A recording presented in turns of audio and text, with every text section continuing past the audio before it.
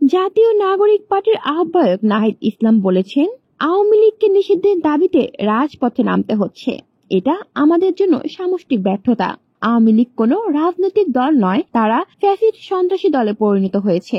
নৌকা মার্কাকে দেশ থেকে বিতাড়িত করতে হবে, কিন্তু আমরা হতাশ। এখন পর্যন্ত অন্তর্বর্তী সরকার আওয়ামী লীগের বিচার করতে না পারায় আসামিরা জামিনে বের হয়ে যাচ্ছে। আওয়ামী লীগ নিষিদ্ধের দাবিতে শুক্রবার বিকেলে বায়তুল মোকাররমের দক্ষিণ গেটে আয়োজিত সমাবেশে তিনি এসব কথা বলেন। অবিলম্বে আওয়ামী লীগের নিবন্ধন বাতিল করতে হবে উল্লেখ করে এনসিপির আহ্বায়ক বলেন, বিচার চলা পর্যন্ত আইন করে আওয়ামী লীগের কার্যক্রম নিষিদ্ধ করতে হবে। বিগত 16 বছর তাদের ফ্যাসিজমে মানুষ রাস্তায় নেমেছিল ছাত্রদের আন্দোলনে। মুজিববাদী 72-এর সংবিধানের মাধ্যমে বাংলাদেশকে ভারতের হাতে তুলে দিয়েছিল। মানুষের ভাষার অধিকার ব্যর্থ হয়েছিল, অর্থনীতিকে লুটে রক্ষী বাহিনীর হাতে তুলে দিয়েছিল।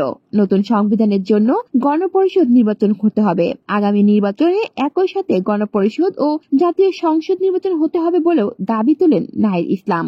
সাংবাদিকদের উদ্দেশ্যে তিনি বলেন, যারা হাসিনার বিচারের বিরুদ্ধে কথা বলেছেন তারা সাংবাদিক নয়, তারা আওয়ামী লীগের দোসর। অন্তর্বর্তী সরকার জুলাই শহীদ ও আহতদের মর্যাদা দিতে পারেনি বলেও মন্তব্য করেন নাহিদ ইসলাম।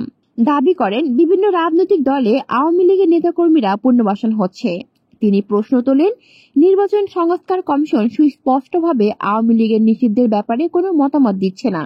নির্বাচন সংস্কার কমিশনের প্রস্তাবে নির্বাচন কমিশন সম্মত হচ্ছে না।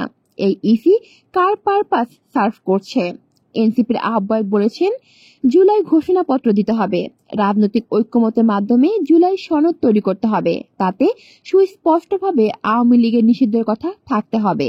আওয়ামী লীগ নিষিদ্ধ করতে পাড়ায় পাড়ায় ফ্যাসিবাদ বিরোধী মঞ্চ তৈরি করতেও আহ্বান জানান তিনি। কলি শিকদার, বাংলা নিউজ নেটওয়ার্ক।